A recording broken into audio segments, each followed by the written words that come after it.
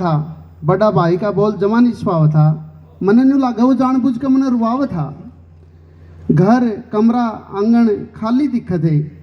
घर कमरा आंगन खाली दिखत है। उस बेचारा बाप ने इतने रिश्तेदारों के बीच में सारे रिश्ते जाली दिखत है।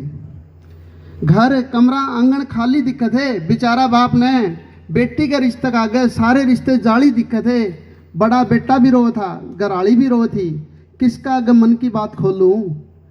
घरआली बेटा सारे रो थे, किसका आगे मन की बात खोलूं?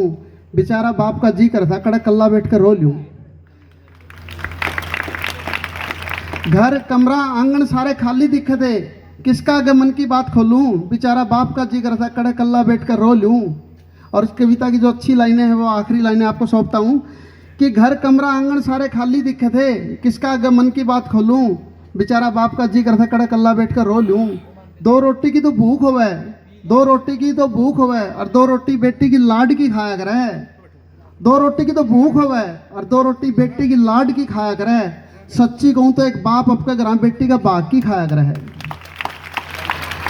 दो रोटी की भूख और दो रोटी बेटी की लाड की खाया करे। सच्ची कहूं तो एक बाप अपने घर बेटी की भाग की खाया करे है। और मेरी बेटी गाड़ी में बैठती बैठती न्यू बोली, मेरी बेटी गाड़ी में बैठती बैठती अब की माँ ने न्यू बोली, माँ सर्दी बहुत है ओढ़ कर शाल राखिए। माँ सर्दी बहुत है ओढ़ कर शाल राखिए।